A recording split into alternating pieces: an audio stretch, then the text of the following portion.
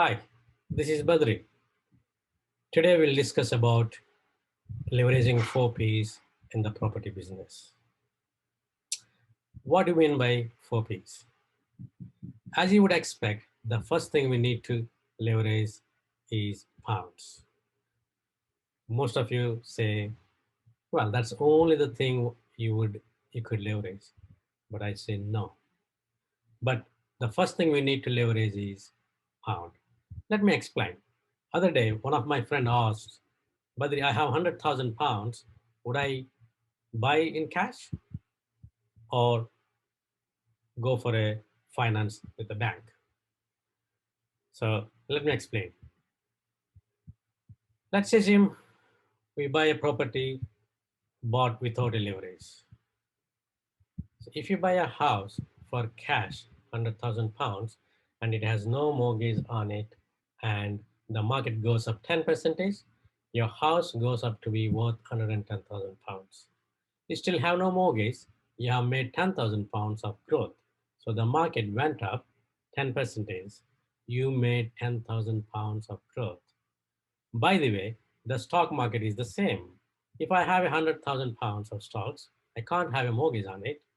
Market goes up 10%, my stocks are worth 110,000. I made 10K of equity growth, 10 of 10, 10 for 10. Does that make sense for? Okay, right. However, with a bank leveraging your pounds, they will lend you 75% of the value of the property. I know you get this, but let's look at this in numbers. Now, with my 100,000 pounds, I can buy 4 houses. I know you have other costs and fees, but for simplicity, it's 4 deposits of 25,000 each. I buy 4 houses. When the market goes up 10%, each one goes up 10,000 pounds. So I get 40,000 pounds of equity growth. Does that make sense? That's why the property market always kicks ass on the stock market every day of the week. Over time, the stock market does go up the same as the property market over time when you study it. But you can't get the leverage for the stock. Try walking in the bank going, I have got a hot tip on Morrison shares. Will you lend me 75 grand? And I will put 25 in. It's not gonna happen.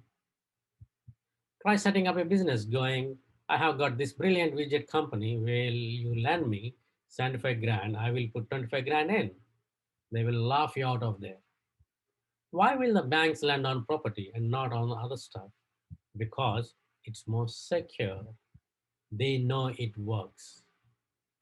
Anyway, the beautiful thing is we could release equity from each of that property now. We go back to the bank and we say, hey bank, the value of the property is increased. Can I release 75% of the new value? They say, yes, you can. You can borrow 82,500. So that's 7,500 in each property, which equates 30,000 pounds. Really, one can release it. So I could buy fifth house with this money. Now I got 5 houses going up in value instead of just one. Same money in. Now you tell me, one house going up or 5 houses going up? I know which I would prefer.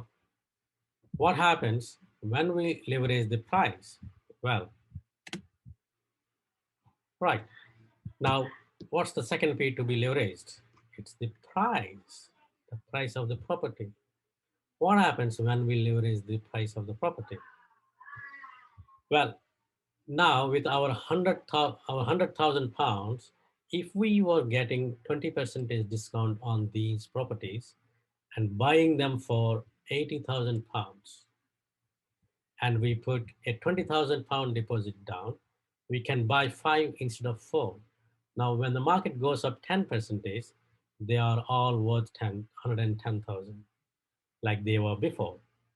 And we can refinance them. So 82,500 like we could before.